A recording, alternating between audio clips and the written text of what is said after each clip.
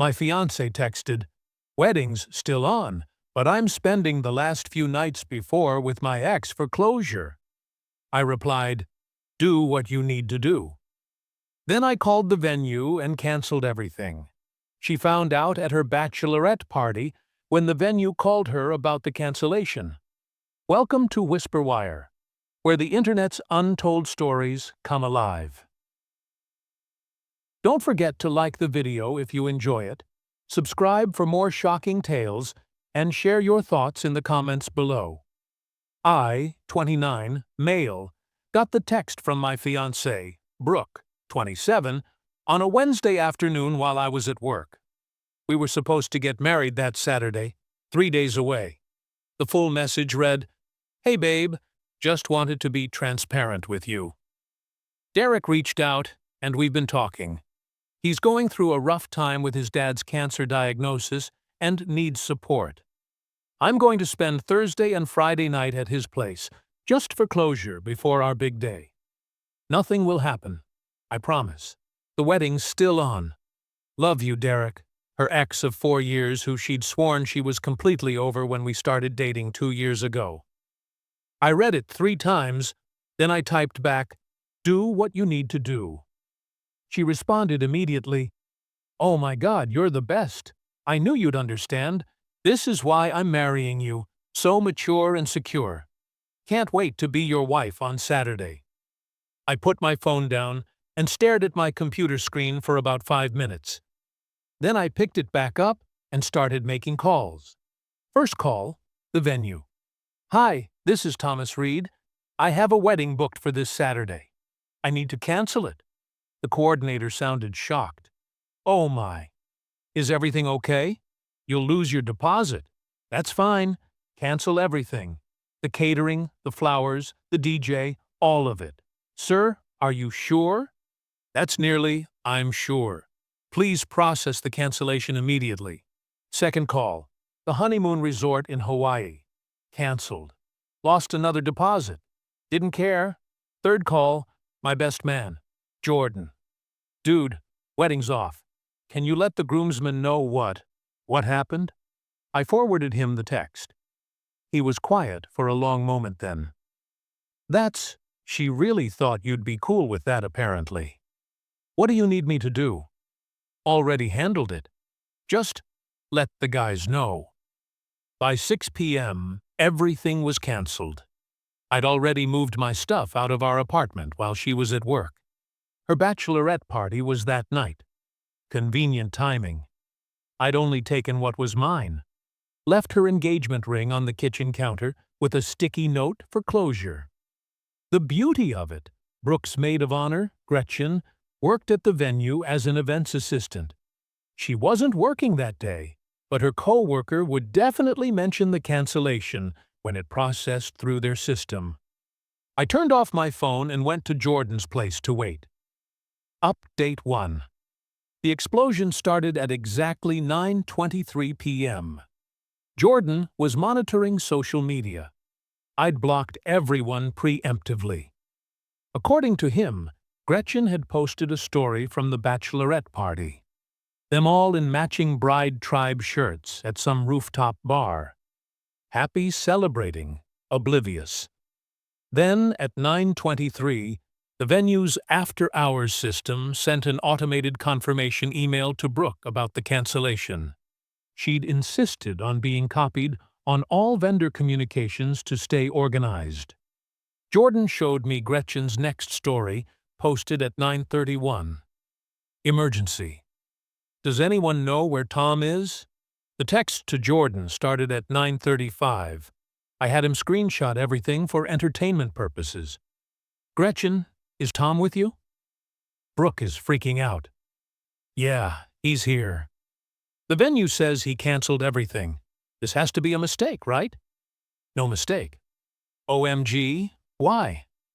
"Ask Brooke about Derek." Radio silence for 20 minutes. Then she says, "You're overreacting and ruining her life over nothing." Cool story.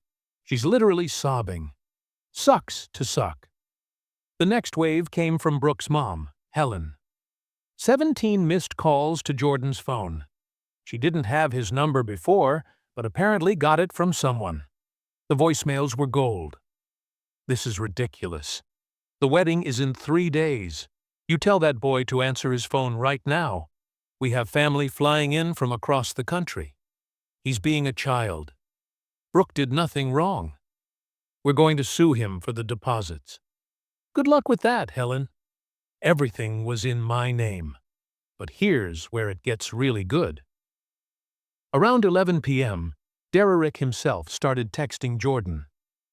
How did all these people get his number? Bro, tell Tom this is all a misunderstanding. Brooke was just being nice because my dad's sick. Nothing was going to happen. He's really going to throw away everything over 2 nights. Tell him to be reasonable.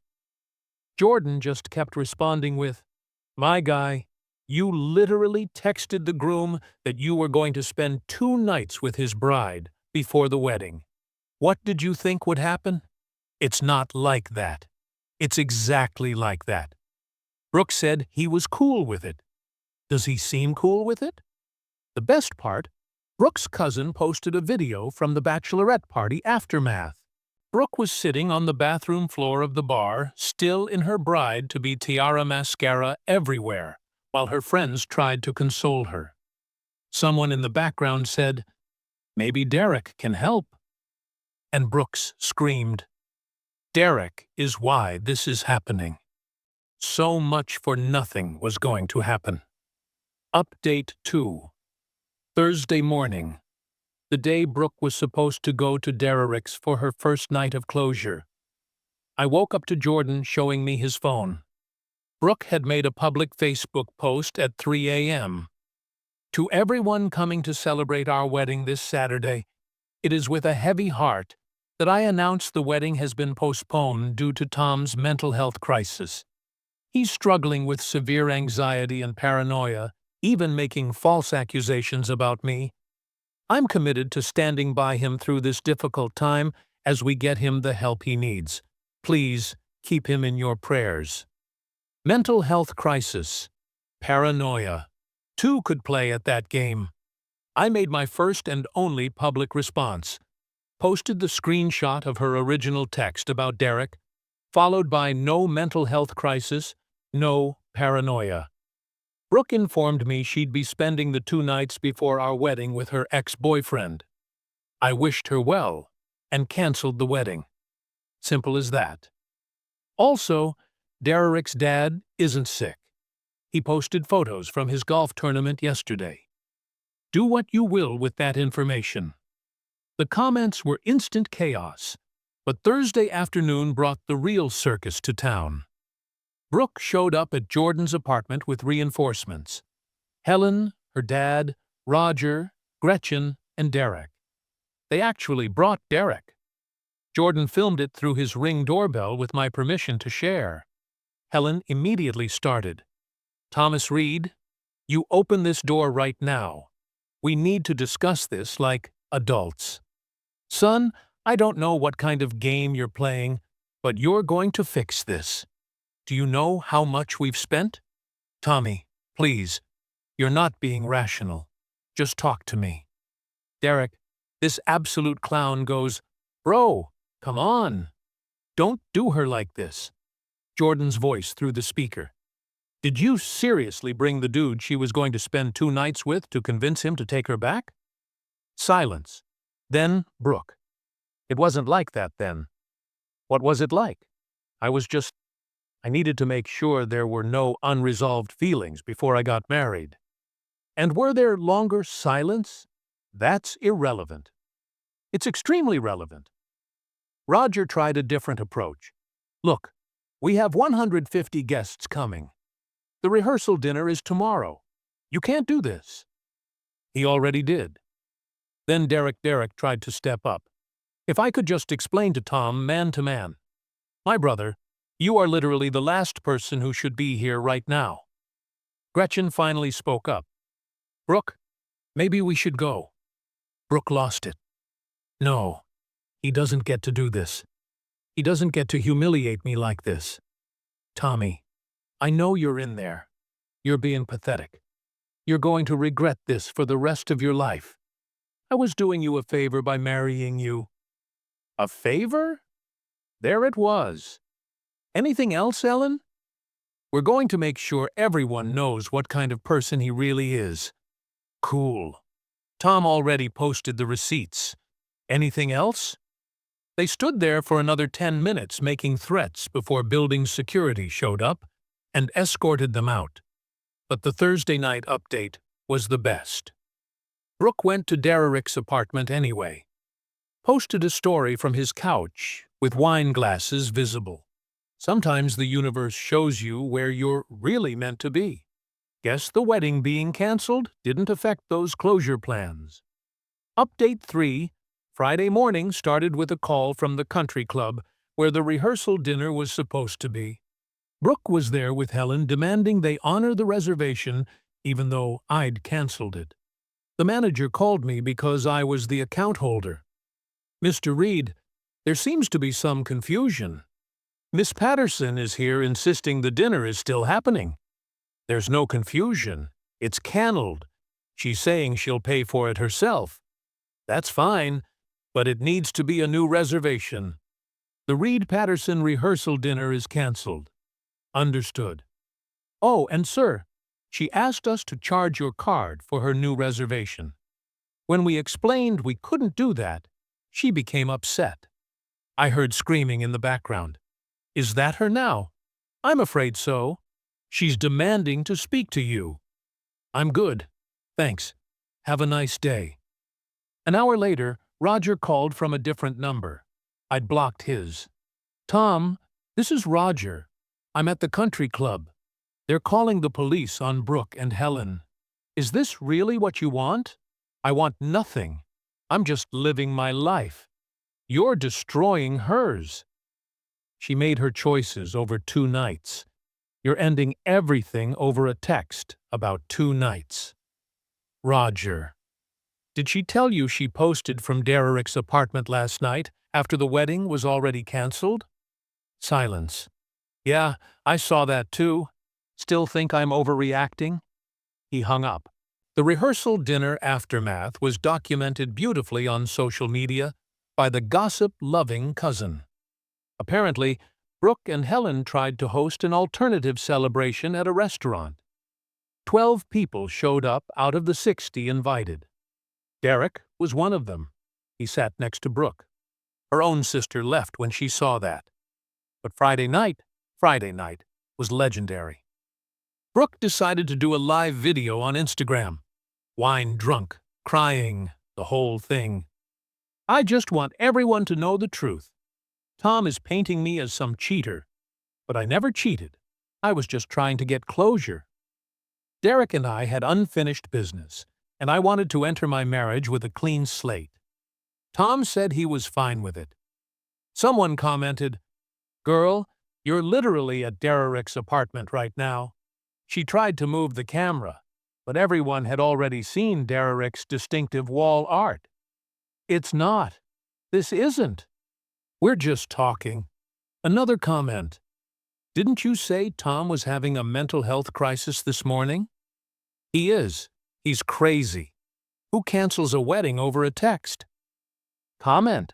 Someone whose fiancée told them she was spending 2 nights with her ex. Brooke started ugly crying.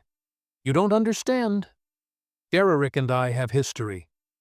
Tom never understood that connection. Someone screen recorded the whole thing. The video ended with Derek trying to take her phone away and saying, "Babe, you're making it worse, babe." Update 4. I woke up at the resort in the mountains. Yeah, I went on a solo trip instead. Peaceful, beautiful, no drama. Jordan kept me updated, though. The venue had apparently become a circus. Despite everything being cancelled, about 30 guests showed up because Brooke and Helen had been telling people it was just postponed and to come anyway. Bork, a celebration of love. The venue was hosting a different event, a corporate retreat. So, there were Brooke's confused relatives in formal wear wandering around while tech bros had their team building exercises. Helen tried to strong-arm the venue into giving them a space. The venue manager called the police again. Brooke's sister, Diana, the one who left the rehearsal dinner, texted Jordan. "This is insane. Mom and Brooke are trying to convince people Tom had a psychotic break." Meanwhile, Brooke's been at Derrick since Wednesday. Dad found out Derrick's been divorced twice and owns nothing. No house, no car, nothing. But Brooke's acting like he's her soulmate. I'm so embarrassed. The plot twist. Derrick's sick dad who started this whole thing, he showed up at the venue because he thought his son was getting married. Derrick had apparently told him that when he found out the truth, that Derrick had broken up an engagement and his supposed cancer was being used as a lie, he lost it in front of everyone. "You told people I had cancer to sleep with an engaged woman. I raised you better than this." Brooke tried to intervene. It's not his fault. Tom overreacted. Derrick's dad turned to her. "You're engaged to another man and spending nights at my son's apartment. You're both trash chefs." "Sorry. I mean, perfect timing." Saturday night, Brooke tried one last desperate play. She showed up at the apartment we used to share. She still had her tea because I'm not on the lease. I'd just been paying half the rent. She texted me a photo of her in her wedding dress. The wedding dress. Standing in what used to be our bedroom. This could have been our night. "I'm here if you want to talk," I replied. "You should check your email." I'd sent her notice that I'd already informed the landlord I'd moved out and wouldn't be paying next month's rent. She couldn't afford it solo. "You can't do this." "Did it. Good luck with everything." "Where am I supposed to live?" "Derrick seems comfortable." She sent 43 voice messages. I didn't listen to any of them. Final update. The fallout has been spectacular. Brooke and Derrick are officially together. They moved in together after she got evicted. She couldn't make rent into his studio apartment in his mom's basement. Yeah, Helen and Roger are getting divorced.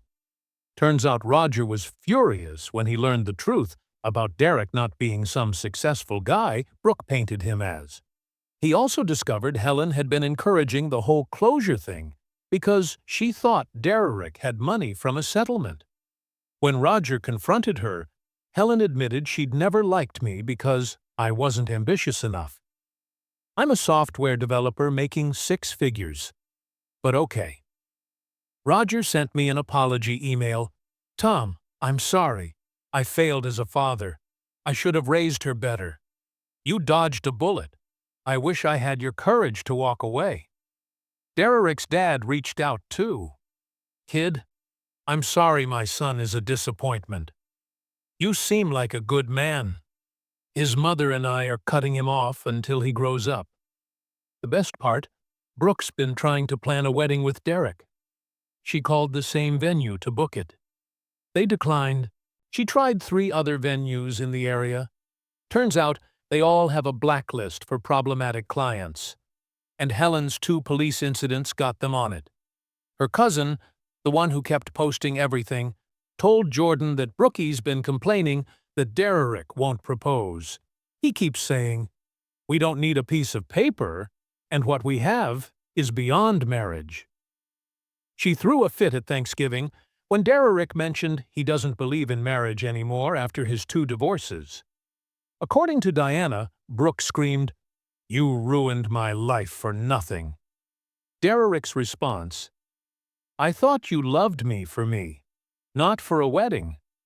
They're still together miserably from what I hear. She keeps trying to make it look perfect on social media, but people have caught Derrick on dating apps. She pretends not to know. As for me, I'm doing great. Got promoted at work. Turns out not having wedding stress improved my performance. Started dating Elise from my rock climbing group. She thinks the whole story is hilarious and says she would have done the same thing. We're taking things slow.